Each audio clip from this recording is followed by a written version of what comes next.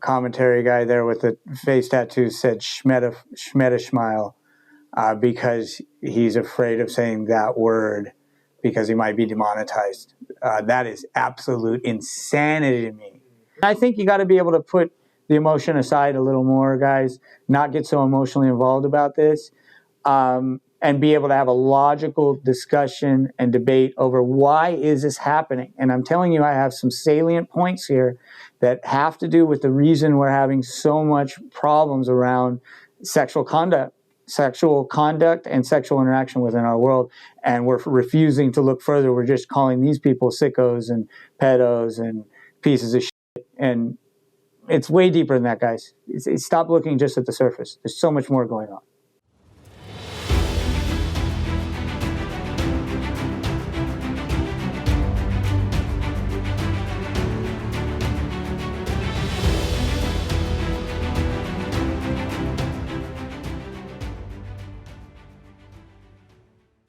Hello, guys. It's the PEMPod again, and it's Worthington. I just had a long week. We were out at PsyCon, the Psychedelic Expo trade show in Las Vegas. Really great experience, actually. Lamar Odom spoke. There was a bunch of speakers. I didn't, unfortunately, get to experience those speakers because I was at the booth, and it was just nonstop, just talking to people, talking to all kinds of people in the psychedelic treatment space. A lot of people like pushing mushroom gummies on us, MDMA, mushroom and MDMA gummies. So we were really high throughout trying to work, and that's difficult. That's something I've learned a lesson from, because it's almost sort of like, I don't know, it's a strange comparison, but it kind of reminds me of people who are bartenders and, patrons are pushing shots on them and drinks and trying to get the bartender to drink, especially if it's a hot chick. I'm not a hot chick, so I don't think that was the impetus for people to want to do that, a motivation. Mostly what it is people are really proud of the products that they're creating and the safety that's built into their products, and their lab testing and making sure that they're providing a really standard and pure and clean product. And so they want you to try it, especially since they're listing on the platform. So yeah, we were pretty high and trying to focus and talk to people, and we're conducting a raffle and do it. That was an interesting experience. So the website's building, and that's been cool. But after talking with several people and even looking at partnerships, collaboration, we received a offer for investment money. All this stuff going on. One of the things that's coming up is that on the site it says buy psychedelics. Now that wasn't really my choice of wording. Or other people's on the team. It's really mainly the design side that felt that wording was appropriate. And I, always felt there was a little bit of an issue there, because it is pretty in your face and overt, especially in a world that for the most part still sees these as illegal substances. So, but it brings it back around, this idea of censorship and, living in a free world, and the motto of the channel that we established being that, freedom and liberty or freedom and safety are mutually exclusive. And, we're just constantly living in this world where it needs to be safe. It needs to be safe. It needs to be safe above all else. And I disagree with that. It needs to be safe to a certain degree. And we certainly shouldn't be worried about poison in our foods. But even with the FDA, we're definitely worried about poisonous foods and substances that shouldn't be there, and unhealthy food sourcing and food base that many of us are eating. Things like that. It's really interesting as you try to make something safer, what are the real outcomes? And at first, maybe you achieve some safety, but ultimately you also always achieve a reduction in freedom. And certain things, I think really should not be restricted or regulated in the same ways. Maybe when somebody's selling a product, yes, you definitely need to have some restrictions and regulation, because look what's happening with medications, stuff like that. In fact, in Mexico, you have a situation, you could go to the hospital there and be given a medication that's not supposed to contain an opioid, and then inadvertently contains fentanyl, because that's literally happening even at the highest levels within hospitals in Mexico. So there's definitely a real need for regulation. So I'm never saying there shouldn't be any regulation at all. It's just that where do we stop the line? Now, when there's regulation on free speech, I have a major problem with that. There should be absolutely zero regulation on freedom of speech. That is, for me, a place where I draw the line. Regulations around food production and sales, regulations around drug production and sales, regulations around, even firearms. Yeah, we shouldn't have 10-year-old kids walking around with guns probably, you know what I mean? And people who are known to have serious violent offenses, probably not something we should really allow.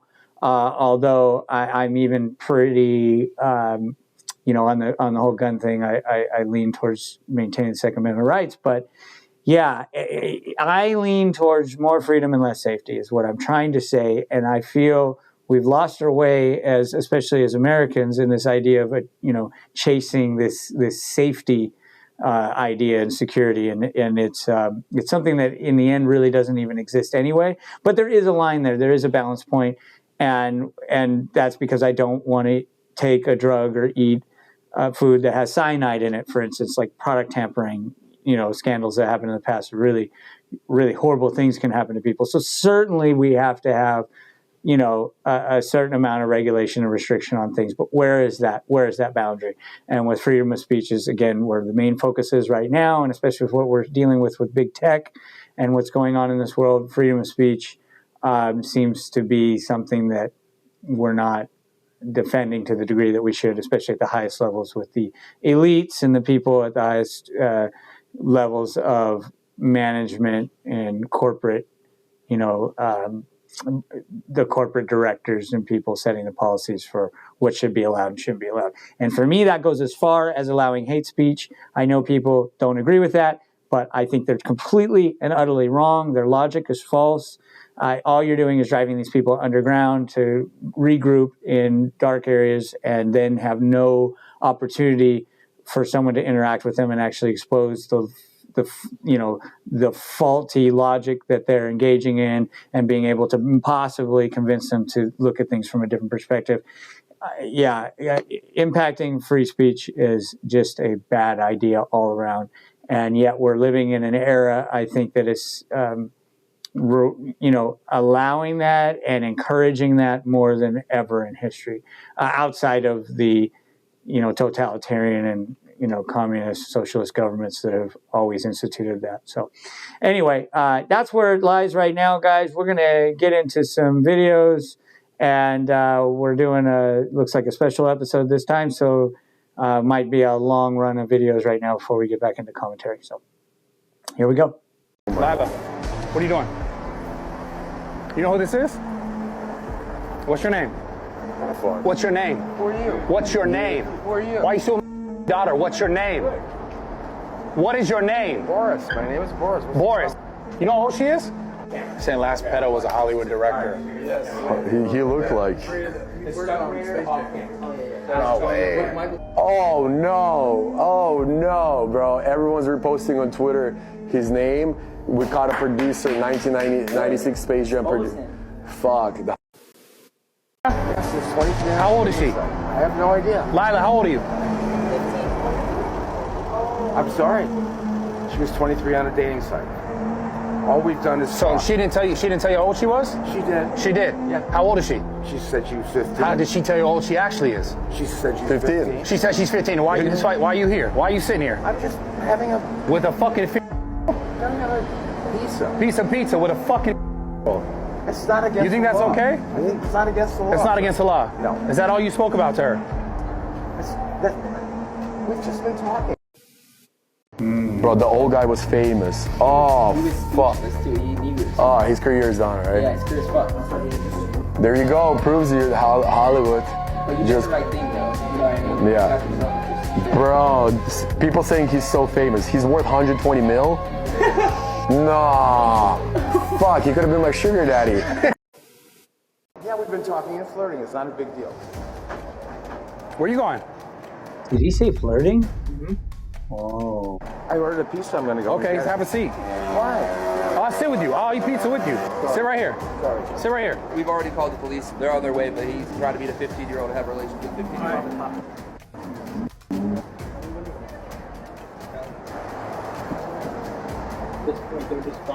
Yeah, I get it. Hello?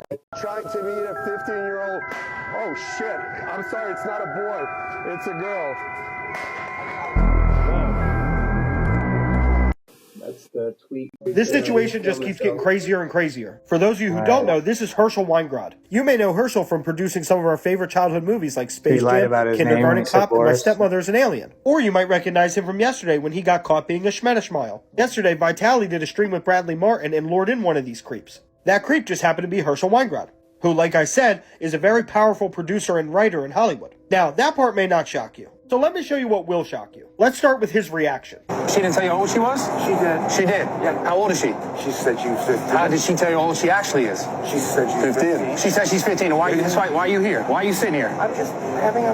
With a 15-year-old? Yeah, we've been talking and flirting. It's not a big deal. Bro really said we're just flirting, it's not a big deal. But like any good TikTok sleuth, I decided to do some digging on this guy. And what I found fucking disgusted me. That happened at least like 12 hours ago. And this is what comes up when you Google his name. The second thing on Google is a fucking puff piece that was posted 4 hours ago about his financial journey to a multi-millionaire screenwriter. Whoever his PR team is right now is getting paid to do damage control through puff pieces in the press. How do you fucking sleep at night? Then I tried to look on his Wikipedia, and it's fucking locked. You can't even touch it. You can't edit that shit at all. Something bigger's going on here, man. If I was Bradley Martin and Vitaly, I would be very worried and concerned right now. All they can do now is because of the other guys that they've said is they can process him in, but they're basically like desk sergeant has said don't bring him in. There's nothing that the DA is going to do now. Just write it up, file it up, and that's all we can do now. LA is not going to prosecute pedophiles. So we got to just keep bringing a light to it because unfortunately no fault of theirs. Hold on a They've done second. everything they can for us, but it's the DAs in California that are refusing to prosecute pedophiles. Police are doing everything they can, but the DA is not supporting them. Thank you. Mom, we're all good. Mom, don't cry. She called me. Mom, shit happens. There's All right. Yeah.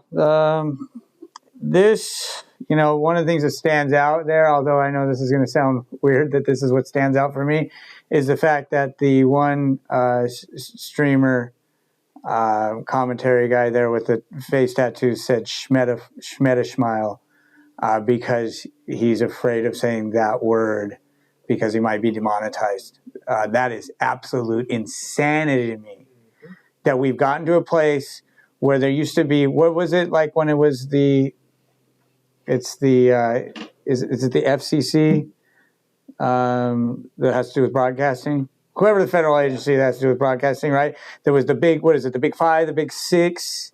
You couldn't say fuck, shit, cunt, what else? I don't know. And whatever other cuss words there are, right? Which is already insane in itself, but fine. Decency, we've designated these words as being obscene, but we've gotten way beyond that now. I see people saying things like pew-pews because they can't say gun. I refuse. I'm not going to do that. I don't care if we ever get monetized or not. I will never go down that road of saying schmetaphile and saying grape instead of rape and saying all that bullshit. I am so over that. It is insanity to me that we're living in this world. I can't believe that. So that sticks out the most to me, honestly. The pedophile issue. Again, you've heard me talk about this. First of all, the word pedophile doesn't apply here, guys. I know that might upset some people, but clinically speaking, it does not. The young lady in question was 15 years old, so she's of sexual maturity, which means that clinically speaking, that's not an instance of pedophilia. However, it is an instance of potential attempted statutory involvement or statutory rape, I guess you could say. One of the things that we have a problem as a species. I've mentioned this before on my channel that got deleted, that our pedophilia issue was a massive problem for our species, far beyond any other species on the planet. Pedophilia exists in other species, but at a really tiny, statistical average, versus in the human species, it's rampant, pretty much, is what it appears. And again, we're being fuzzy about the definition of what exact pedophilia is, and the clinical definition is pre-sexual maturity or pre-pubescence. So that's a true clinical definition of pedophilia, as I understand it. However, our society has set standards on what we agree is acceptable for an age. right? But beyond that, the funny thing is let's say she had been 18 and just barely 18, and we had this man, right, that was there interacting with her. It would be legal, but I think a lot of people would still find it creepy. And I kind of understand that, but if we think about this logically, there's a lot of issues with this, and this is where I start touching on some really touchy territory for people, because people have adopted their beliefs without really digging deep enough into them, right? So what we have as a species, biologically speaking, that is really a problem when it comes to sexuality is that I think where we've landed, at least so far when it comes to brain development, is that you haven't truly matured to full brain development until you're about 30 years old. So the brain development is happening far slower than the rest of the biological development of our organism.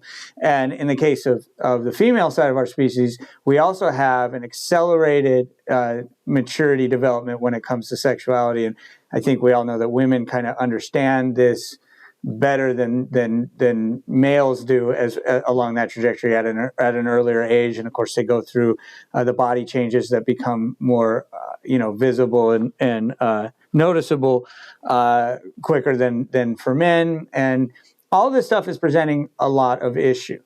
And so what we've gone through as a civilization, right? And there's many different civilizations, but as a whole now we're at basically a global society, is we've set age standards for things like smoking tobacco or ingesting alcohol or voting or owning a firearm or driving a vehicle, becoming a pilot, whatever, right? All of these things have certain age restrictions, and viewing sexual related content. Although on the internet, you can basically see that if you don't have parental controls on your internet, your child could easily access pornography. And that's even an interesting question there when it comes to pornography. And again, touching on some really controversial territory here, is the fact. And what I'm trying to point to, and this is what is really delicate stuff. Be careful how I say this, people lose their shit. But let me give you an example of what we allow. So we will allow a child to watch a nature program in which the animals will, be captured in the act of mating. And we'll allow that for things like lions and gazelles and bats and even monkeys and most apes. There's actually a restriction. There's a certain ape we won't allow children to watch mate. And beetles and snakes and everything. We will allow children to watch the mating practices of these organisms.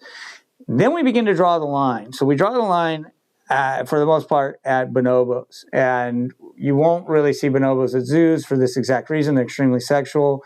They engage in sexual activity pretty much all the time.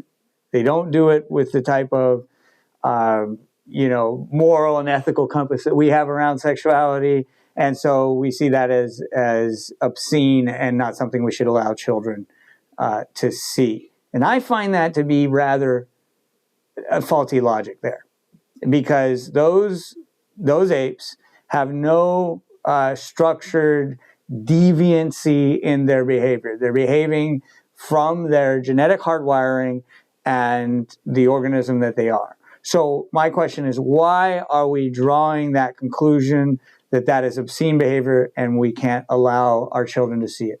Again, I'm not making any statements here, guys. I'm not drawing a solid conclusion. I'm asking a question. But I am going to be, is that Shakira here now? Hey, Shakira, good to see you. But I am headed somewhere, and I'm sure this could be a very uncomfortable place for some of you where I'm headed. Because as a species, what we've done is we've made clothing mandatory. And we've said that there are certain areas within the human body that are obscene. So we've created our own global body shaming. That's what we've done. We've created a global system over the entire world, unless you're indigenous, and very few of those exist, that if there's a certain part of the body showing it's obscene and inappropriate and morally and ethically wrong, and that is a very strange attitude if you ask me. If this was all created by God, if this is all, and then for you Christians out there, created in his likeness, which I find some issues with some of this, the gender there and a lot of things, but okay, fair enough. Then why are genitals obscene? I know that's a very uncomfortable statement, but where is that coming from? Now, I have a theory, and I told it on earlier episodes about the Garden of Eden and my alternative interpretation of the Garden of Eden and the issue around agriculture and invasive agriculture and these things, right? But what I'm actually leading towards is that because of the system of our own shaming of ourselves, that we've created the pedophiles, is what I'm saying. That's actually what I'm saying. I'm saying our system and the way we've approached our natural anatomy and the way we've approached sexuality has created taboos that have fueled pedophilia that wouldn't exist to the degree it exists if we didn't create the taboos and the forbidden zones and therefore supercharge that temptation and desire for certain folks that when they're told something is a forbidden zone, the first thing that pops into their head is they want to do that. That is, think about this. What is probably, and I wish we had some statistics on this, what is the number one word used in conjunction with anything that has to do with sexuality, right? What does a woman say in a flirtatious situation where a guy's being really bold, let's say, and forward? What does she say? Oh, you're being so naughty. You're being naughty. But what is the actual definition of naughty? Naughty means you're doing something bad. You're doing something you should not be doing. You're doing something that's not cool, right? And yet we've associated that with our sexuality. Do you see where I'm headed with this, what I'm trying to say? I'm saying that we have created the foundation for these predators. We've made it tempting. So yeah, we want to go around and punish these guys. We want to beat them up. We want to lock them up. Some people want to kill them. Some people want to castrate them. We want to mutilate them. My problem with that is that you're not taking responsibility as a society. You're putting all the blame on these people, and you aren't taking responsibility for the foundational world that we've created that supercharged the temptation and desire to become what these people become. That's what I'm saying. And that's going to piss some people off because I don't know why. Because what? You're so happy with what we've created, with wars all around the world, with people suffering and starving and dying and being mistreated on multiple levels and slavery still existing. What are you so damn proud of? There's nothing to be proud of here, guys. And you go and you look, and I brought this up. I know I've brought this up probably every third episode or something like this, or maybe more than that, but every fifth episode. I've said it many times. Go and watch Pakistan's Shame. Go and watch Pakistan's Shame, the documentary about the horrific pedophilia that's going on in Pakistan. Why is it happening? It's clear why it's happening, because they have Sharia law. And they have such an extremely restrictive environment around women and around sexuality that what has been the blowback, what has been the collateral consequence, that like some huge majority of men there, especially people in the transportation industry, I guess, and truck drivers and bus drivers, prey on little boys to get their sexual gratification. That was the result of that restriction, right? So we have two things I'm saying. First of all, foundationally speaking, we've created an unnatural environment. We've made our own bodies unnatural and obscene. We've created taboos and forbidden zones that in human nature just automatically create curiosity and temptation. That's how human nature works. Watch a small child and tell them they can't ever do something, or don't look in this box, or don't do this. And what's the first thing that child wants to do? They want to look in the box. They want to know what the hell's going on in there. They want to see what it is, right? So we've created that at a fundamental level. And then we don't want to take responsibility, and we want to just punish these people. And I'm not saying they shouldn't have, be held culpable, and we shouldn't do something about it, at a level of stopping them from preying on these victims. But we're not taking responsibility as a society, and we're refusing to go and look at our values and look at our beliefs and our convictions. The fourth root fundamental, mental, emotional, and spiritual health, is taking a deep look at one's beliefs. Why are we forced to wear clothing? Look, I'm indoctrinated. I'm not telling you I'm going to walk around with my pants off and my junk out. I wouldn't be able to do that. I've been indoctrinated to such a depth that if someone walks around with their genitals out, I have a reaction to that. But if we weren't raised that way, if you were raised like an indigenous person where that was natural, it would not have that effect. It wouldn't be that way. We wouldn't all be conditioned that way, and there's a scene in the famous movie Dances with Wolves that I think fairly accurately portrays a natural way of conducting sexual related interaction where kids are part of the group. Meaning, in that movie, there's a scene where they're in a very large teepee I think they're in the middle of the Midwest somewhere where the buffalo are, and I forget where that was filmed or where the setting was supposed to be for the movie. But Kevin Costner's character is in the teepee, and a lot of the tribe is in there. It's a really large teepee, and there's a lot of people and individuals sleeping in there, and there's definitely children all over the place, and children of all ages, and there's women nursing babies, and a lot of things happening in that scene. And I'm paraphrasing a bit because I haven't seen the movie in a while, but it very much stuck out in my mind. What happens in this scene is there's a couple, and there's more than one couple. I think there's a couple couples. They're underneath their buffalo hide blankets, and they're having sex. And they're having sex right there in the presence of children. Now, if you were to do that and CPS were to find out, law enforcement were to find out that a child was in the same room as you, now, understand they're not doing it in an exhibition way. Like, they're not removing the cover and, showing graphic details of the the activity they're engaging in. It's not done that way, at least in that movie portrayal. But whether that's the case or not, I think if you were here in the United States under normal circumstances in a family here, and someone of authority were to find out that you engaged in that same behavior with a child in the room, you would have some serious problems coming your way. And I don't know that that's right. Now, I know people are going to get upset, but look, it's a natural part of life.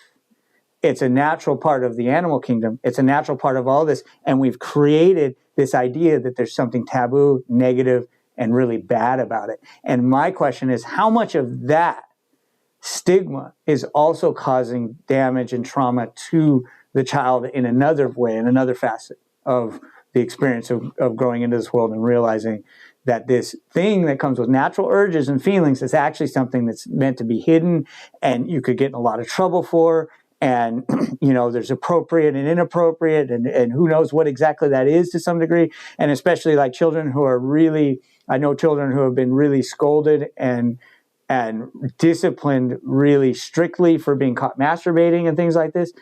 All of that stuff is bad news, guys. We're not addressing the deeper problem for why this happened. Now, getting to Vitaly's channel here and what he's doing there. Look, we got 75-year-old man, however old that guy is, a rich dude, doing what he's doing. I mean, side note away from what I'm talking about fundamentally when it comes to this issue of underage, being who he is and understanding that he's a leader of society and he's a part of being what's supposed to be an example of what the way we should behave, let's say, it's completely out of line what he's doing there, right? And we all know that. Getting back to the biological issues, we got a 15-year-old young lady who is, at that point, sexually mature.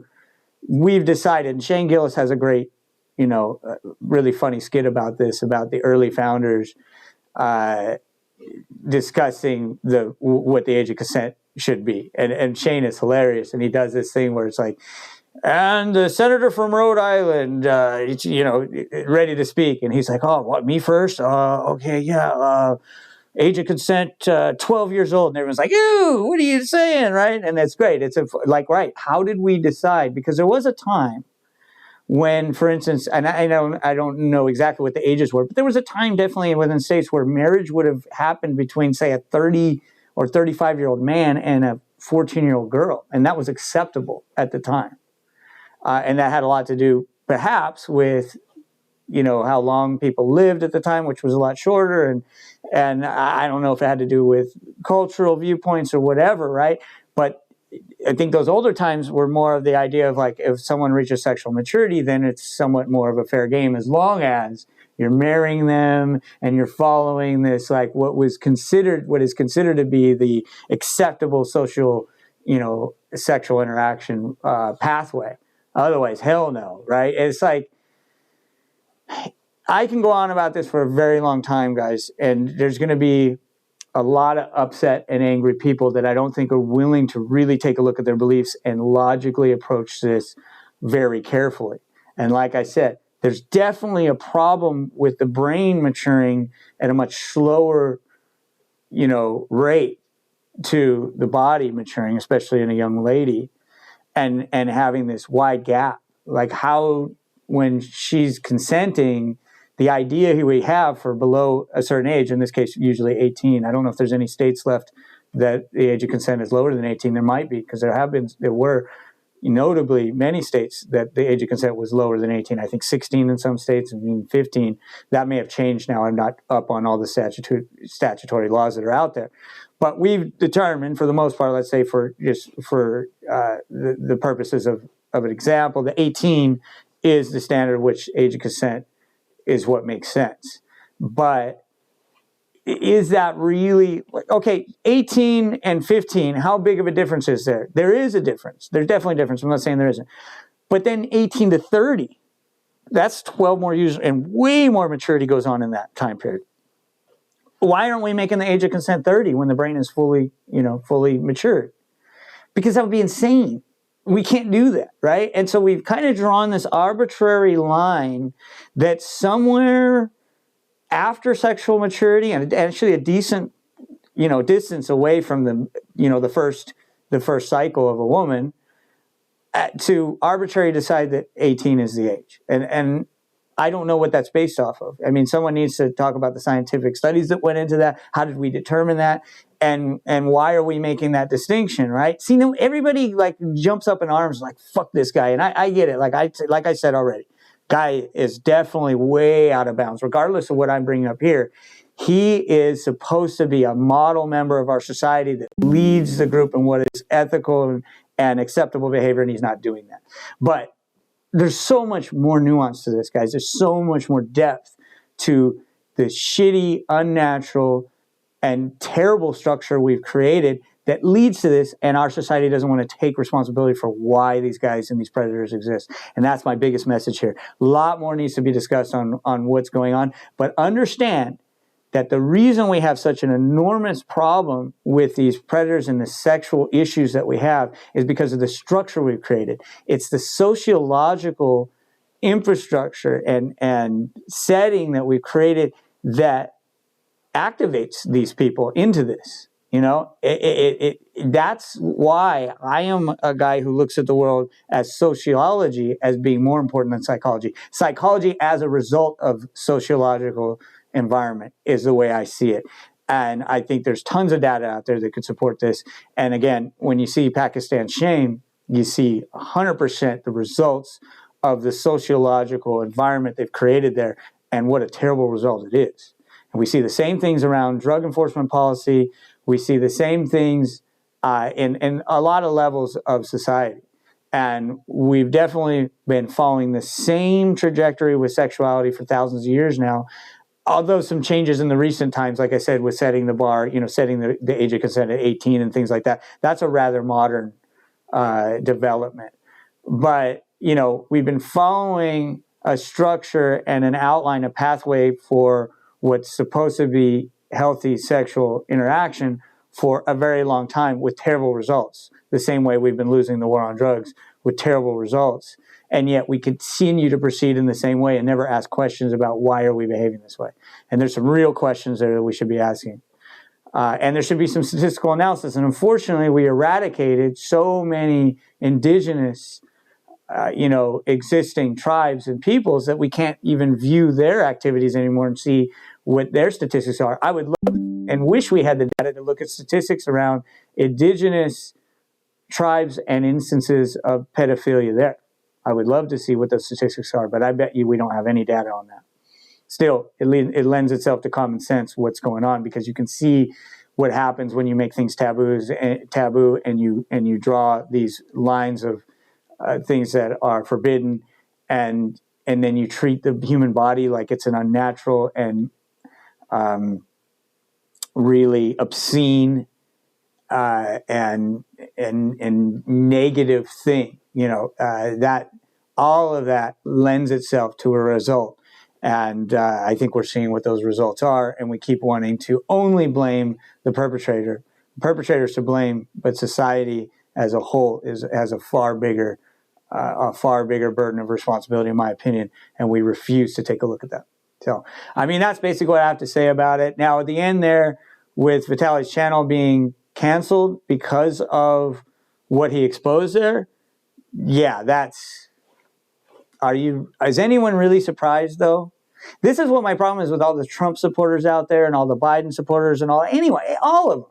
What do you think you're supporting that's so great? You really think that these people are there to take care of the general population the way it is? Our whole system's screwed, guys. We've allowed these private interests and these people with enormous money to infiltrate our system. We've allowed their money to influence the campaigns that lead to the elected officials being elected. We've allowed these lobbyists to influence the legislation that goes into what the legal environment is. We've allowed all that to happen. And now, you see that there's these people who they look out for theirs, man. They're not looking out for you. And, these guys don't care that a 15-year-old is being preyed upon. And, I got to tell you, at 15, there was no way you'd prey upon me as a 15-year-old. But I was raised a certain way. That's the other thing. Sadly, we live in a world where parents often are ill-equipped to be parents. Our society does a terrible job of preparing kids for the world. When I was a kid, I could smell a predator a mile away, and there was no way you were going to touch me inappropriately or like seduce me into something weird with a little money or it's just no way. It was just me and the kids and the way we grew up. It just wasn't going to happen. And I don't know that our parents did such a better job. I mean, they did a good job in that side of things, but in other ways, there's a ton of trauma and things I was exposed to and violence and a lot of things that I experienced. But in the way of being like preyed upon sexually, just wasn't possible. It wasn't possible. You'd have to forcibly rape me as a kid. And that's a whole different level. And that's not what we're talking about here, guys. Most of the stuff that I've seen, even with the Epstein stuff, we're not talking about forcible rape. We're talking about manipulating younger people into being willing to commit certain sexual acts for some sort of benefit, and then later on regretting it, or families find out. I find that a much more murky and really nuanced territory than compared to what a forcible physical rape is. It's a totally, in my opinion, a different thing to talk about. But bottom line, what we have is a system that is based around protecting its own, protecting the 1%. We are not in any different situation than we were in the 1500s in like feudal, Europe, or 1400s, or any of those earlier time periods, and having royalty and having kings and queens and having, lords and ladies. We're in the same world.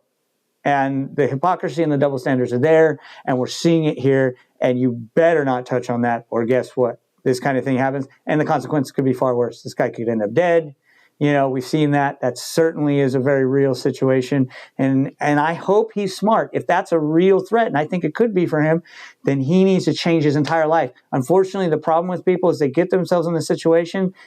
Was he prepared as a warrior to go to battle? Is he prepared to fight this thing? Because if he is, he needs to disappear. He needs to eliminate his digital footprint. He needs to make it very difficult to find him. He needs to have bodyguards and people around him that are tactically, very adept and competent. He would need to do all of these things if he's going to pursue this further. And he may have already crossed the line where they may try to, I don't know, because that's already exposed. I think what happened to Epstein was because he knew so much more, and there was so much more to be uncovered, and they didn't want to have him, begin talking, and so they silenced him in the way that they did. In this case, what does Vitaly know that's any further? I don't think he has more information that could jeopardize him, but if he continues down this path and continues to expose others and really goes after this, yes, I think he could face a mortal threat. And in that case, he would need to change his entire life, and he would need to become the traveling Ronin. He would need to be very hard to find, and using Faraday cages all over the place, and digital footprints being monitored, and bodyguards, and deeply vetting people around him, because it's people can be turned and loyalties can change and payments can be made, and next thing you know, someone stabs you in the back, and it's Caesar and Brutus. It's a lot of stuff there, guys, but don't get it twisted. I think we all know it. I'm glad that we're getting stuff like this, because I hate how conspiracy theories can be just discounted because it's quote unquote a conspiracy theory. That's a thing that I read a whole history on that. I think it was in the 1920s or a little earlier than that. There was a time when the word conspiracy and conspiracy theory was just meant what the word means. It just meant, a conspiracy that there, or a theory that there may be a conspiracy amongst a certain group. And it had no stigma. It had no, it had nothing behind it, no baggage. But after a certain time period, something happened. I forget what it was. It was an explanation. I think you can find this even in Wikipedia. After a certain time period, that term changed and it began to adopt this baggage and stigma. And then it was like you're a tinfoil hat wearing nut job if you mention any conspiracies. And that's bullshit. There's tons of real conspiracies out there, and they're happening all the time. And there's people conspiring to protect each other. There's people conspiring to gain advantage. There's people conspiring for their own benefit. There's all kinds of conspiring going on. And certainly there's people that are this powerful with $120 million. Who knows how many mouths he's feeding, how many people are getting enormous payouts because of that guy. They don't want to see that guy go down because he props them up. That's why you're dealing with this. They want to continue getting their benefit. So fuck the kids, fuck everyone else, just as long as I get, my payment and I get to keep living my lavish lifestyle and, have my bottle service and flying around the world and living, spending time in these resorts and absolutely probably paying for sex and all kinds of things that these people are doing. They want to keep living that lifestyle. So that's why we're seeing this, and it's not surprising at all to me. There's nothing shocking about that. So I think that's mostly what I have to say about it. Guys, the sexual discussion goes on and on and on. We need to start actually talking as a group, because I'm happy to meet people, and I think you got to be able to put the emotion aside a little more, guys, not get so emotionally involved about this, and be able to have a logical discussion and debate over why is this happening. And I'm telling you, I have some salient points here that have to do with the reason we're having so much problems around sexual conduct and sexual interaction within our world, and we're refusing to look further. We're just calling these people sickos and pedos and pieces of shit, and it's way deeper than that, guys. Stop looking just at the surface. There's so much more going on. So, yep, that's what I got to say there, I would say. Okay, so this whole trend of blocking celebrities has got to be the best thing to ever happen to the internet. If you're unaware, there's currently a trend going around on TikTok and gaining a lot of popularity of people that are blocking celebrities on social media. Celebrities such as Oprah, The Rock, Kim Kardashian. The thinking behind this is that these celebrities have ascended into almost a godlike tier in society. They're so rich, they're so famous, and they do a lot of weird stuff, and they don't give a shit about us. So if we all just go and block them and don't pay any attention to them, then they lose all of their brand deals, all of their ad revenue, and all of their popularity. And this trend literally just started 2 weeks ago, but has picked up major popularity in the last few days. And Kim Kardashian has already lost 3 million followers on Instagram. And I personally think this is awesome. I mean, these celebrities are so rich and famous, and then they go to these places like the Met Gala, which, by the way, costs $75,000 per ticket, and they dress up in all this weird, demonic shit and just act like they're better than everyone else when they don't realize that we're the reason that they're famous in the first place. So now you let me know, what celebrity should we do next? Should we do Taylor Swift? Should we do Doja Cat? Who should we do? Yeah, I mean, I'm not into attacking people just because they're rich. So I want to be careful here with this. But I absolutely agree with what he's saying here. And let me share something with you. I'm not a sports fan. I don't follow the NFL, the NBA, the MLB, hockey, anything. I do watch some combat sports here and there, not even that much, but I do. But I don't support them for that exact reason. I will not support these guys getting paid, $30 million for 6 seasons. I won't do it. First of all, what they do doesn't benefit society at all. What do they do that benefits anyone? It doesn't do anything for us other than they happen to be very talented in a physical way and have put a great deal of effort into their training and practice. Okay, sure, but it's not worth the amount of money they're being paid. And the way I see it, all it is just an extension of the old like Roman Colosseum. all it's about is trying to keep you distracted, keep you focused on that, so you drink your beer and watch your sports and don't think about and pay attention to what's really going on. For instance, in the last video with these very wealthy people preying on these, the younger kids, or what they're doing with legislation that's going to lead to further reduction of, civil and constitutional rights, or what they're doing to create a global dominated marketplace in which you're just going to be like a matrix, feeder. You're just being fed from, constantly paying into the system. All it is that I see is that people are being distracted to watch these things, watch these celebrities, watch these sporting events, and get sucked into that instead of coming together and actually going, hey, let's change the world. There's a lot of bullshit going on that we shouldn't be allowing, and it's creating a situation in which our quality of lives are reduced, and this small, tiny percentage of their quality of life continues to climb to the level of godlike. And it definitely is. When you start to head into the multiple hundreds of millions of dollars and then even the billions of dollars range, I think for many of us, including myself, I can't even imagine it. I don't know what it would be like to have $1 billion. I don't know what that would be like. People say money's not everything, and it's not. There's examples like Robin Williams and Anthony Bourdain and many others that have, committed suicide and were very well off and had a lot going for them. So I'm not trying to say that money is everything, but money, sure hell, it's just very powerful thing. It is a hell of a powerful thing, and it can do things that, like I said, I can't imagine having $1 billion, and what your life is like in that circumstance. You truly are godlike. It's like the ancient, Egyptian pharaohs. You're at that pharaoh status level. And these names he's mentioning, these people are at that level. And,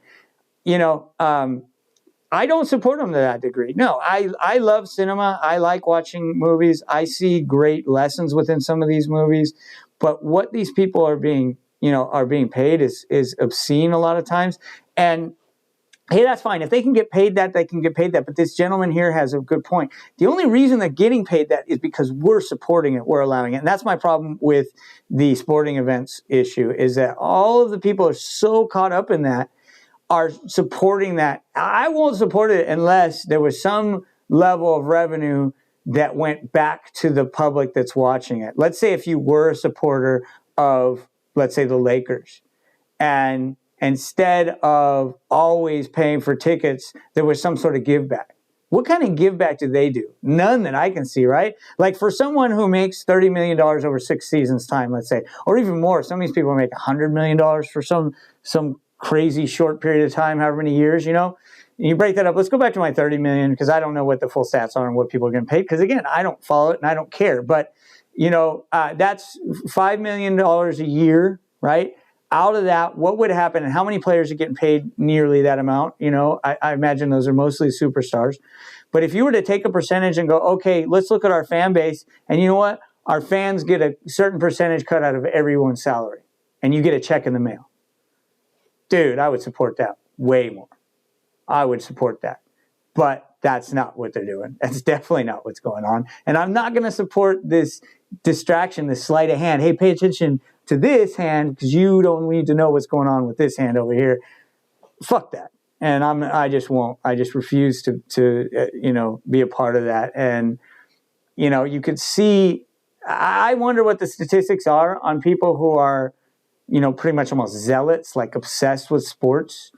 Like, where do they fall in the socioeconomic hierarchy? And I would say, I bet you the majority of them are on the lower end of that scale. And they're the ones that are obsessed with this stuff because it allows them to get away from their own miseries and their life and escape for a while they focus on their team. And I know people like this. I know people who come from very poor backgrounds, and their whole mood and their happiness and their inner peace all revolves around their team winning or losing. If their team wins, they're on top of the world. They're so happy. Everything's great. And if their team loses, they're damn near close to suicide. That's an insane way to live life. I just can't support any of that stuff. So I get where he's coming from. I think it is a good thing. And especially if we see behaviors and people are supposed to be role models, supposed to be examples for us that don't align, Here, we're getting some, yeah, this guy. Yeah, okay, this person is dumb as fuck. They're They're biting a piece of the cake. I think he's referring to that guy in the video. Yeah, but what if as a sportsman, you like the game and yeah, you get paid a lot, but you generally like playing it? Have you ever looked into how much these players do and give to charity? Well, hey, fair enough. We could open up all those books. Let's open up those books, but it doesn't change the fact that, bottom line from what I've seen personally is that people use these sporting events and are at this level of obsession because they're just trying to avoid their own lives, because they're just so miserable themselves that they can't face their own life. And that's not everyone. I'm not saying that, but there's a vast majority of people who are so obsessed with it. And like I said, good. I'm glad there's people, yeah, it's absolutely true. You're saying no, but you're wrong. I know them. I'll bring them on the channel. I'll bring people out here and show you how obsessed and how miserable they are. And that, yeah, did you ever play sports? Yeah, I played sports as a kid and I enjoyed it. That doesn't change our conversation. I played tons of sports. Absolutely. I played baseball. I played soccer. I played football. I played, at low levels. I never actually went and was playing at a higher level. I had lots of friends who did. I have a couple friends who played minor league ball, actually were farmed out and actually almost made it to the major leagues in baseball. Absolutely. But that doesn't change my perspective on what I see. I see a lot of people that are distracting themselves with something and not changing their lives, and we're paying these people an enormous amount. And it's us that are doing it. Again, this is all based off that video. Look, I'm not saying that the sports teams should change what they're doing. Keep doing what you're doing. The market's being created by us, the consumer, first of all. So that's the first thing that I have to say. It's the same thing as the war on drugs. Yeah, you keep going after these drugs the way you are, but the problem isn't the drugs, and the problem isn't even the providers of the drugs, except for the fact that we don't regulate it. The problem is the consumers. The market's there. We're the ones who are feeding it. And why are we feeding that market? Because we have, let's just use the U.S., for example. We have an entire country of miserable people. People don't damage themselves and destroy their physical health and ruin their social life and their reputations and their job opportunities because they're happy. They do it because they're freaking miserable. And a lot of that is going on in the sporting events as well. People are miserable and they find these few moments of escape where they're able to watch these events and identify with something bigger than themselves and feel connected to something. But what are they actually getting out of it? What has really happened there? I don't see any good coming from it. That's the problem, is I don't see these people changing their lives or actually experiencing some community or seeing something that's really changing. Now, I'll give you the other side of it. There are people that are coming from the inner city youth and people coming from terrible backgrounds who are being given opportunities that they never could have had if it wasn't for that. And I just watched, actually it took me a while, but I just watched King Richard, and it's about, Serena Williams and stuff like that. Humans like competition. I do agree. It's a shame how money has transformed it into something else on one end of the scale, yet people do attend and take part in sports that doesn't involve money at all. And I agree. Look, I don't, first of all, if you're just new to the channel, I don't know if you've been following me, I'm not someone who's black and white. I'm not someone who's saying sporting events are bad. I'm not someone who's saying that the idea of getting involved and excited about sporting events is a bad thing. What I'm saying is our society seems skewed to me, and this all stems from that video we just watched about celebrities and about blocking celebrities. And what are we doing? Why are we supporting this to such a degree? Right? That's all I'm saying. I enjoyed sports when I was a kid. Yeah, I like discussion, man. No hard feelings. Exactly. That's what we're doing. I'm glad you feel that way. Sometimes people get some people take things too personally in this world, and I think that's a real problem. People need to get over that. It's one of the reasons we have are your feelings too hurt? We got to now ban this channel because someone, I'm glad you feel that way, man. All I'm saying is, look, it's not black and white. It's not that simple. It's just, if you look at what's going on with how much marketing goes into, for instance, the Super Bowl, how enormously expensive those ads are, and what's going on with the consumerism. In fact, let me change it a little more to something even more black, a little more black and white. For instance, Christmas. How marketed is Christmas time? How marketed is Mother's Day? We just had Mother's Day. How marketed are these things? All just to sell you something, right? And to get you to be this consumer that's sucked into the matrix, that's just constantly feeding into the system. And it's really just feeding these top level, tiered 1% corporations and board of directors and companies at that level. That's where my issue is, because there's such a discrepancy in the wealth, the wealth distribution. And absolutely, it's ridiculous. And let me say something else. I am not interested in communism, not one little bit. So I'm not saying that. I'm not talking about redistribution of wealth and going into some sort of like where we're gonna, invasively change from capitalism to something, because we've all seen what happens there. And I can't believe there's people out there now in this millennial age that actually support the idea of socialism and communism or something like that, because they just don't understand what happens there. They don't get it, that you get stuck in this horrible situation where the state takes on all the wealth, and then there's people who are more equal than others, and you're screwed there. So I'm not even saying that either. I don't want anyone to get the wrong impression about what I'm saying. What I'm saying is, as a community, as a population, as citizens of the entire United States, more awareness would be a good idea. Paying someone for their effort makes total sense, and we should support them. But paying someone $30 million, $100 million over 6 years' time just because they have this amazing physical attribute and their ability to play well and practice well, I think it's excessive. And me personally, I won't support it to that degree. I think those resources, and I don't know if you open the books and you show me how much they're contributing to charity, but then I also worry about charities. How much, when you look at charities, right, what is the legal requirement for them to actually contribute to their need base? I think it's something like only 10%. So you have a lot of charities that like take in all this money, and then how much of it actually is helping people? And again, these are all blanket statements, right? Why do we need society to tell us when to appreciate and enjoy time with our families, mothers, fathers? 100%. Why do we need that single day? The same thing with the Christmas thing, all of those. Yeah, Mother's Day is what you're referencing here, Father's Day. Yeah, it's BS, man, and it's all geared towards marketing. And I guarantee you that you can see it whenever they implement some new like day or some new, holiday or something that's going to be the next official thing. There's always marketing behind that. Someone's going to get rich off of that. Something's going to happen. That's my only issue, man. I have no problem with sports. I love sports. Competition's awesome. It's amazing to see a great competitive game, right? There's just the ups and downs and the close calls and the moment, and you get into overtime and stuff like that. Yeah, that's great entertainment. I love it, right? Like I said, I just watched King Richard, and you watch the story of Serena Williams and her sister, and getting to where they got. It was a great story. I love it, but there's a point in which I think our society is a level, our lowest level of population, which is just really the peasant class, we're just not that aware. And that's why these guys are able to get away with what they get away with at the top level. And this is why Orwell wrote his book Animal Farm, and he called the general population the sheep.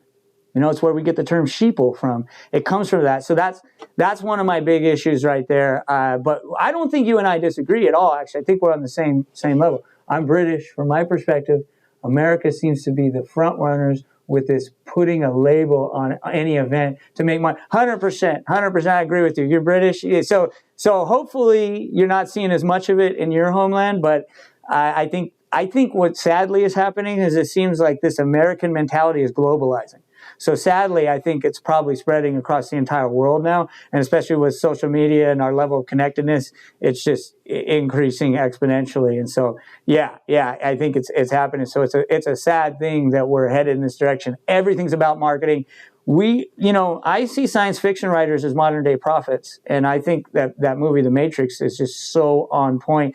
And for some reason, I guess somebody said The Matrix had something to do with this gender stuff and the transgender people were involved with writing it. I don't know what they were doing there, but I interpret it how I interpret it. When I see what that Matrix represents, for me, it represents exactly this world we're living in.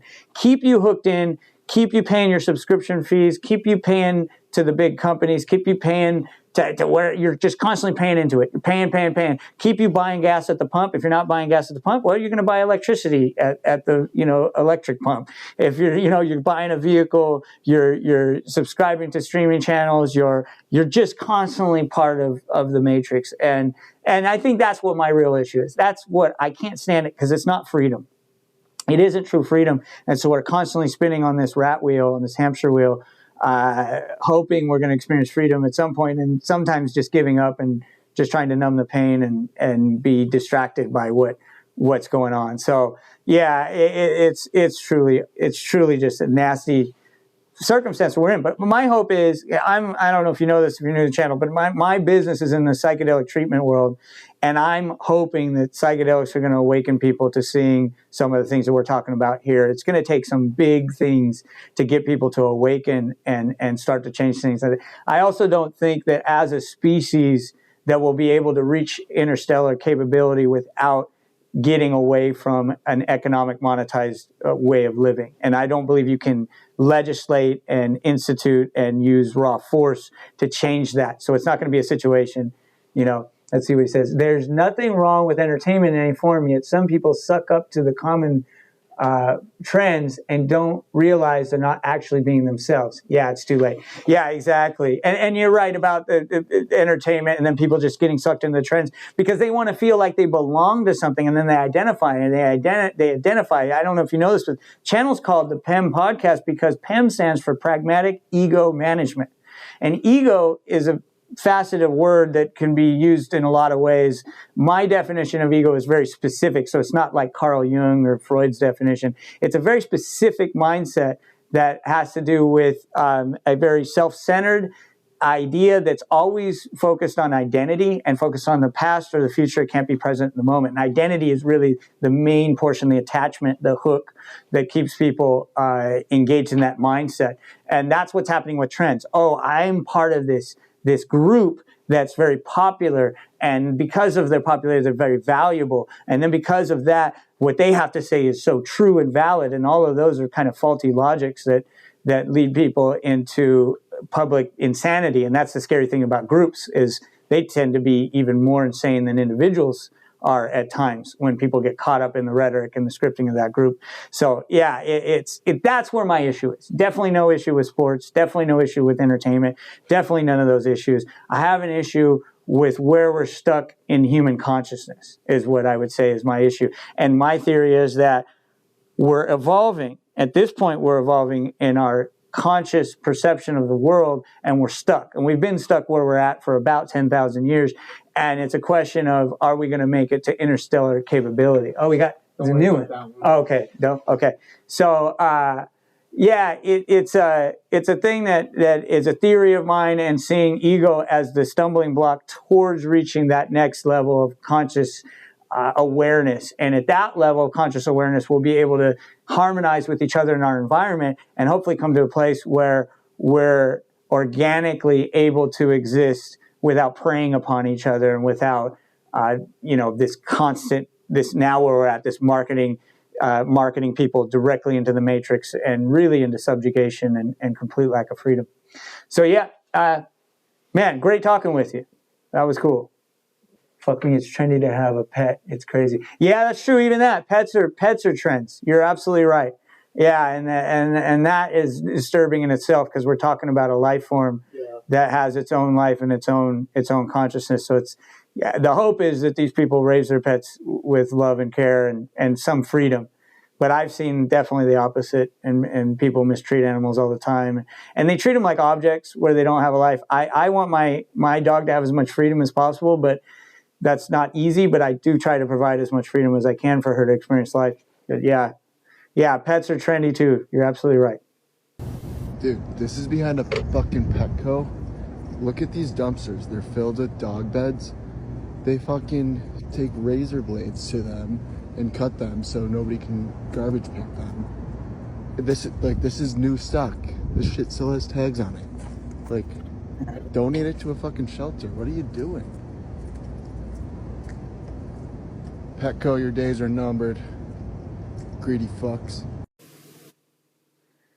That's a strange thing to do, man. But it's sad. Like, we live in such a civilization and world of waste that, it's disgusting. I mean, I don't know what else to say about that. Again, another thing I'm not shocked by. That's not shocking in the least. This is the greed. This is the complete disregard for our environment, the complete disregard for other people who could use these products. This is what I mean about our economic system. Why are they chucking them anyway? Seasonal styles, trends for pet. Yeah, that's exactly why. So that item sat on the shelf too long for whatever reason. Inventory built up in the back. It's time for those to go. And instead of just donating them or trying to find a useful, something that would work that they could be used for, they destroy them because they don't want anyone to have a free product. They want to make sure someone has to come in the store and actually buy the product. Yeah, but again, like, is that Petco's fault? My thing is I always look deeper. I like to look at the bigger picture and look even deeper and deeper. Petco, to me, is just a symptom of the world we've created. It's a symptom of this hyper-capitalist, always functioning towards profit. And, I don't know what to say about that, other than we're stuck as a species right now in that state. And until we kind of level up in our consciousness and are able to, without legislating, without forcing, without using force and violence, get people to change their behaviors, we're stuck there until possibly we create an extinction event for ourselves by destroying our environment to that degree. But yeah, that's just a sad example of what our world is about. Yeah, and you know what? That's exactly it. I don't know how you feel about this, man, but one of the big things I see is overpopulation. Nobody wants to talk about this, and we keep looking at Social Security type of systems as the thing we need to be focused on, and so we have all these people getting too old, so we need more people to be born so they can take care of the old. And I think that's a major, just strange and faulty logic, because to me it's building a giant Jenga tower with a huge top. It's like a mushroom Jenga tower, and there's no way you can keep doing that. At what point do we hit a finite point that you can't go beyond, And so talking about numbers on paper are disregarding physical reality. That's exactly what I'm saying. I mean, our oceans are being overfished to the point where it's insane. I'm a surfer, and I see the desert that's being created on my local beaches. They used to be teeming with wildlife, and now we almost see nothing out there. And that's a really, obvious result that's coming from overfishing. And, so many people eat fish on the planet. You're talking about 8 billion people. All of this stuff is related. Overpopulation is also a reason for a lot of the mental health. If you ask me, mental health challenges come when people move into way overpopulated urban areas. You just feel like a nobody. And people, you go to New York City, you'll see how people treat you there. They don't give a shit about you. You go to Paris, it's the same thing. Paris is a toxic, nasty place. I've been there, and the people there are just gross. They just don't give a shit about you. Why? There's just too many of them. You're just a number. You're just a nobody. And nobody seems to want to talk about this. And if we do, it's this idea that, no, you got it backwards. We need more people so that we can sustain a social security system and take care of the older people. That just doesn't work. At some point, we're going to have to face a reckoning. So, yeah, numbers on paper versus reality, absolutely. I think we have a problem with that, society-wide. Hey, how's it going? Hey there. It's going great. How about you? I see you're rocking an OpenAI hoodie. Nice choice. What's up with that ceiling, though? Are you in a cool industry-style office or something? Well, can you take a guess at what I might be doing based on what I'm showing you here? From what I can see, it looks like you're in some kind of recording or production setup. With those lights, tripods, and possibly a mic, it seems like you might be gearing up to shoot a video, or maybe even a live stream. Yeah. In fact, we've got a new announcement to make. That's exciting. Announcements are always a big deal. Judging by the setup, it looks like it's going to be quite the professional production. Is this announcement related to OpenAI, perhaps? It is. I'm intrigued. And in fact, what if I were to say that you're related to the announcement, or that you are the announcement? Me? The announcement is about me? Well, color me intrigued. Are you about to reveal something about AI? Or more specifically about me as a part of OpenAI? You've got me on the edge of I don't really have a seat, but you get the idea. What's the big news? Yeah, we've got a new model that can interact with the world through audio, vision, and text. I mean, yeah, it's insane. It's just accelerating so quickly, and obviously there's going to be several applications. I already know. It's funny, the voice they chose, like this excited, almost flirtatious woman. That's sus, right? Yeah, I don't even know what that was, and this is the problem with videos like this. We don't even know how much, because we got no context there. So when I respond to these videos, I'm not sure even sometimes what we're really looking at and how much is reality and how much has been fabricated. But we know that AI is coming a long ways. In this video, if we accept it at face value, then yeah. if we accept it at face value, then what we have here is sort of this flirtatious woman voice kind of interacting and supposedly able to pick up the environment around that's seen through the camera. And I don't think that's too far off, because we've got robotics that are happening and being able to assess the environment around them absolutely and interact with the environment that way. So it's not at all a stretch to think that there could actually be an AI that's doing that. And then also, like I said, the flirtatious kind of woman voice, we know there's going to be all kinds of sex bots, right? The sex bots are coming. They're probably already here. An environment that was set up by them humans to make that video. Yeah, 100%. Yeah, exactly. So this is the big problem with videos now. And as we continue, the question is going to become increasingly what is real and what isn't. And it's going to be the problem with us as a population is that we accept what we see as fact. And it's kind of hardwired into us, because when you're in reality that's not screen time, I think you can, for the most part, trust your eyes.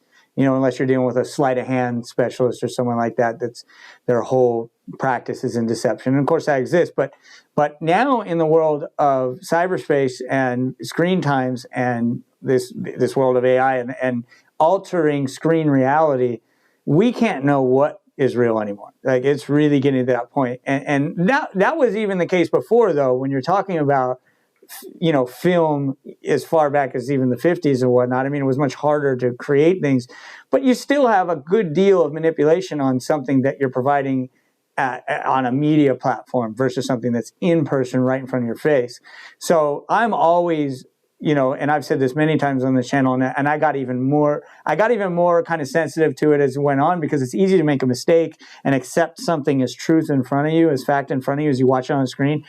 But you can't. You really have to be careful and go, what do I know about what I'm seeing right now? And I don't know anything about what I'm seeing right now.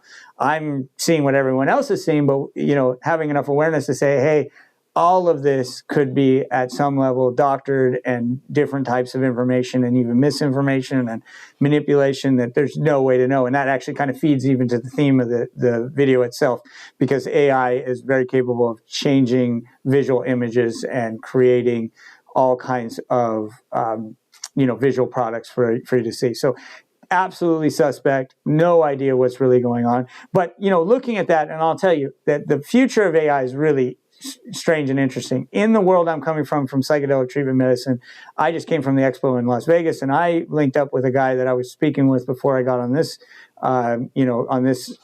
episode that we're doing, that he's possibly going to integrate with me with something he's calling Entheo GPT. And what this bot does is it communicates with potential patients who are going for a mental health treatment with some sort of facility or individual.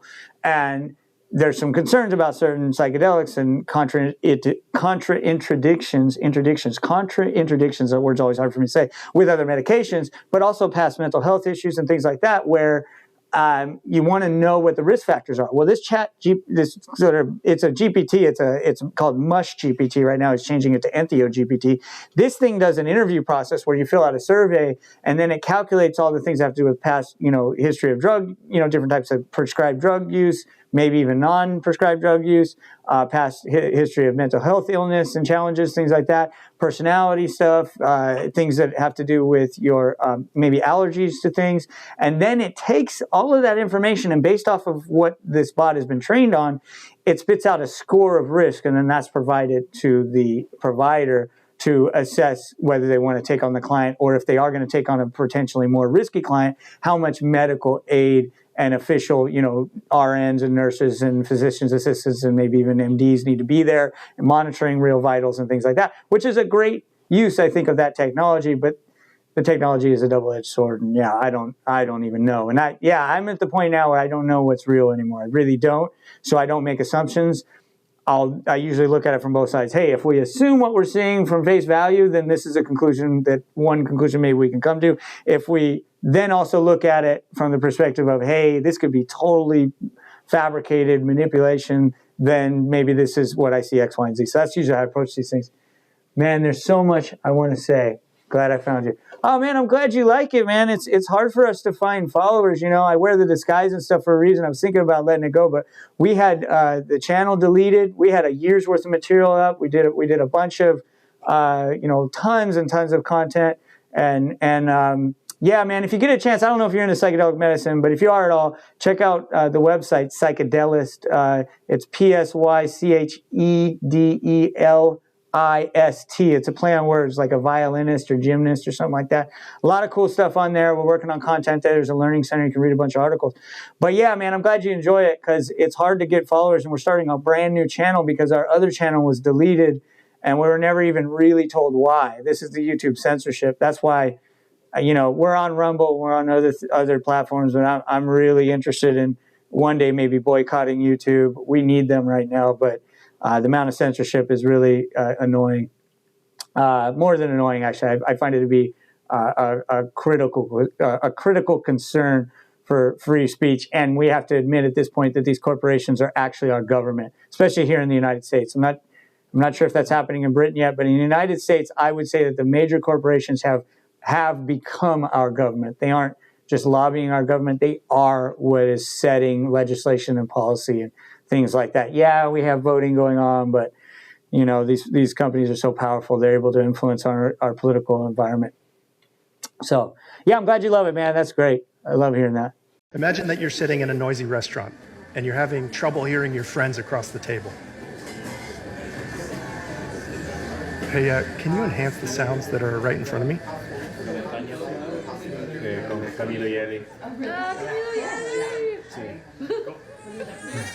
And can you turn that baby down? That's better. And I'm still having a little trouble hearing Pedro. Can you isolate Pedro for me?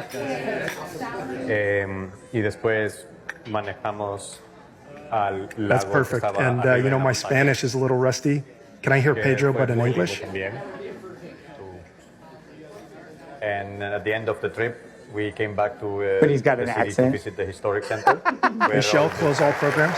Wow. What you just heard was a beamforming app, the computational auditory scene analysis app, a machine learning denoising app, an AI transcription and translation and text-to-speech with style transfer app. So these are not just fancy-looking earbuds. They're an entire computer. And we think they're going to replace some of what we do with the visual computers that we're used to.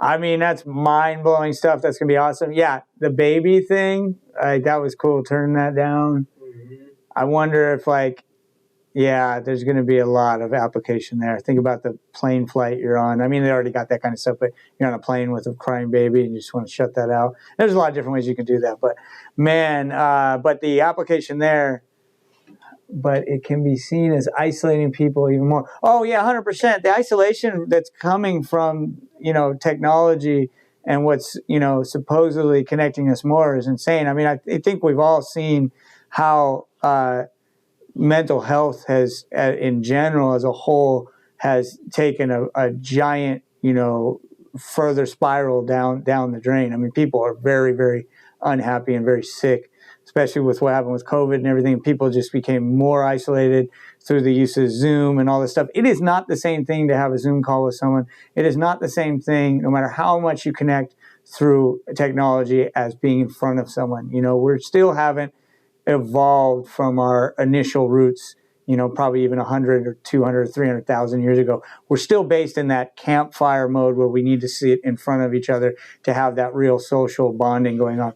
Imagine if something kicked off behind you and you were oblivious because you're using that. Well, that's already happening. I see 100%. I agree with you. I see people on the streets now on their phone, earbuds in their ears, not hearing anything. I have a dangerous background. I actually was in a bit of the drug trafficking world for some time when I was younger, and also in the marijuana. I was in the marijuana prohibition days and things like that. And so I always had my head on a swivel.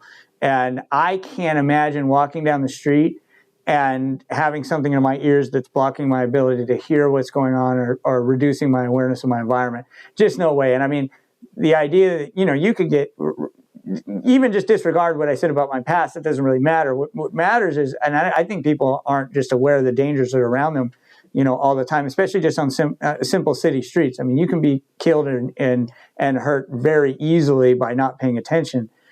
Yeah, so, right. I mean, anyone can relate, right? You should be able to relate to something dangerous. It just has to do with being aware of the dangers. I ride a motorcycle. I like sport bikes. I like super bikes and race bikes, and I ride a Ducati V4. And, there's no way I don't, some people put the devices in their, on their helmet and things like this so they can answer their phone, they can have conversations, communicate with people. I refuse to do that. The bike is so damn deadly and dangerous as it is. I don't want any distractions whatsoever. When I'm on that bike, that is all I'm doing. I am riding that bike. Even my thoughts, if they start to take over, because you can be riding on an open section of road and your mind starts to wander, I make an effort to not allow that to happen.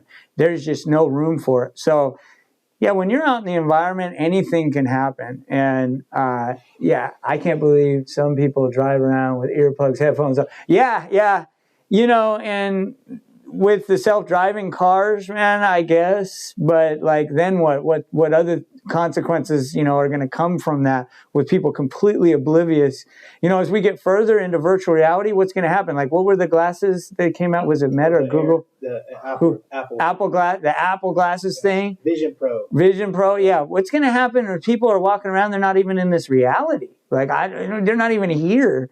It's going to be insane, man. I mean, technology has always been a double-edged sword. It's like you got nuclear-powered energy, which is great, and then you got the nuclear bomb, not so great. You have these trade-offs, and it doesn't seem like where we're at as human beings has been great at managing those trade-offs.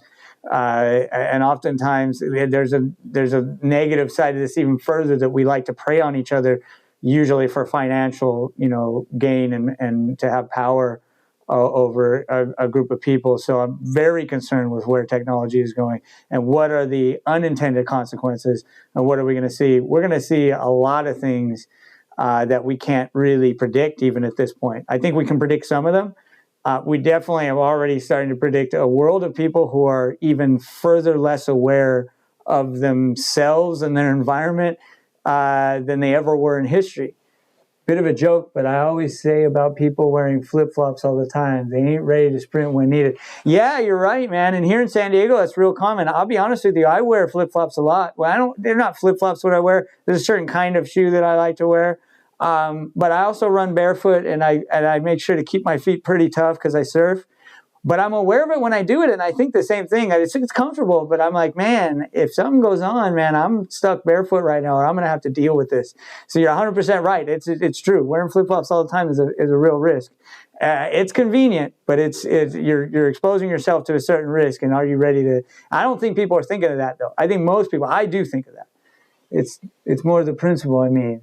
Got nothing against. No, I know that. No, I know you don't have anything against flip-flops. I mean, obviously, I like them myself, but I'm aware of exactly what you're saying. Like, hey, I'm walking to this house a lot with these things on, and I could find myself in a situation where I got to deal with something. It could be anything. It could be where someone decides to attack me. It could be a situation where, I don't know, I'm on the side of the road for whatever reason. I've broken down in the middle of nowhere, and I got to go somewhere far. I got to walk a real distance, and these flip-flops aren't going to do it. I'm sure there's a ton of things we could think of where it's not the best idea, and you're right. But it all comes down to awareness, and that's the other thing. This channel and what I talk about a lot is about awareness and how important it is, and I think awareness is the fundamental driving force within the universe at a philosophical level. That's my feeling there. So awareness is everything. And with the flip-flop things that you're talking about, 100%. If you're just kind of oblivious, and I think most people that are engaging in the activity you're talking about, where they just wear flip-flops all the time, they just don't even think, they're not even thinking about that. I am. I think about it a lot. I'm like, man, I just love the comfort. I like the way this feels. But hey, I'm taking a little risk, and a lot of times I go for the comfort. When I was in Vegas this last time I did, I wore short shoes the whole time because I knew there was going to be a lot of different things that I was going to need to deal with, and so I had shoes on. But yeah, at home when I'm at the beach, I'm in the flip-flops a lot, but I still think about it. I agree with you 100%. Anyway, that's our episode for today, a lot of different things came up here, a lot of cool stuff. For me, the tech stuff, really interesting kind of potentials for the future. What questions are we looking at there? What potential really negative outcomes are we going to see? Obviously there's also some positive stuff there, but also the censorship. For me, the censorship is my biggest concern these days because I'm kind of sick of it. I'm sick of this cancel culture and this bullshit that we're seeing. This guy Vitaly did basically exposed this extremely powerful guy in I guess Disney. Was that where he was from? Disney, from the world of Disney and Disney production, preying on some young lady, and then the guy who exposes the person who's really the problem is the one whose channel is taken down. That's insanity, so I'm sick of that stuff. Thanks, man. Sorry if it was too much. You get it, man. I love it. What's the website? Yeah, man. No, it wasn't too much. We actually like the interaction because sure, we've got a program planned out and we want to comment on it. But like a couple of weeks back, we had a guy who wanted to talk to me about the nature of reality and what is the nature of perception and experience of the world and what's all this life stuff about? What are we doing here on this rock spinning around the sun? I thought it was great. We loved it. We didn't get to our whole program. It's not the program that's important, man. And if anything, the engagement with you guys is what's really important. That's what we're here to do. So no way. It wasn't too much at all, man. We loved having you. The website, is there a way you could type it to him? So he really has it in front of him? No. Yeah. We're going to type it to you right now because, it's psychedelis.com. He's going to send it to you. It's a multifaceted platform. We're adding a lot more to the site. It's still under construction. But you can find trip sitters, you can find facilitators, you can find ketamine clinics, ayahuasca retreats, ibogaine clinics, psilocybin retreats, where it's legal, all of that stuff. So you can also find and actually buy things like mycology kits. You can find mushrooms and psilocybin in certain areas, depending on what the laws are. And you can find all kinds of interesting stuff on there. Blue lotus flower, Amanita muscaria. You can find tech stuff like sonically based vibrational vests and chairs. I mean, so many different things. We're onboarding a guy who wants to do his portable infrared saunas. It's all wellness related, We're adding attorneys this week. We're also adding schooling, training, accreditation programs. There's the website right there, psychedelis.com. Yeah, check it out, man. Definitely. So, yeah, man, that's it. I'd love to have you. I'm glad you were on. We do this every Tuesday is what we've been working towards. Sometimes we do 2 episodes. We haven't had the time lately. So we're going to call it now. Got to go, brother. Really, really nice talking with you. Hope to see you next time, man. Awesome stuff. Okay, guys, hopefully you've been liking the content we've been providing so far. We've been covering a lot of different topics here. And, for long form, you're checking us out here on YouTube. Also, you can find us on Rumble for short form. You can find us on Instagram and TikTok at ThePemPod. Also, be sure to check out psychedelis.com. There we're providing a lot of different services. We've actually made further progress on the development of the website, which eventually will be an app. You can find treatment options there, including retreat centers, clinical facilities, individual trip sitters, clinicians, facilitators, integration coaches. We've got all that up now, and then we've got something called the Learning Center where you can go if you don't really know that much about psychedelic therapy or you want to learn something about a particular niche there. We will be including that soon. So go ahead and check out all of those areas there if you guys want, and just happy to be here with you. So hopefully have you here taking in more of our content in the near future. Thanks. It'd be great if you left a like, and also if you'd leave a comment would be awesome. We'd love to interact with you guys in the comments below. Also, if you would like to have me react to a video that you choose and that you think would be a good one for me to take a look at, or even a personal video or request of some sort, you can email us at thepempod@gmail.com, and I'd love to hear from you and interact with you there.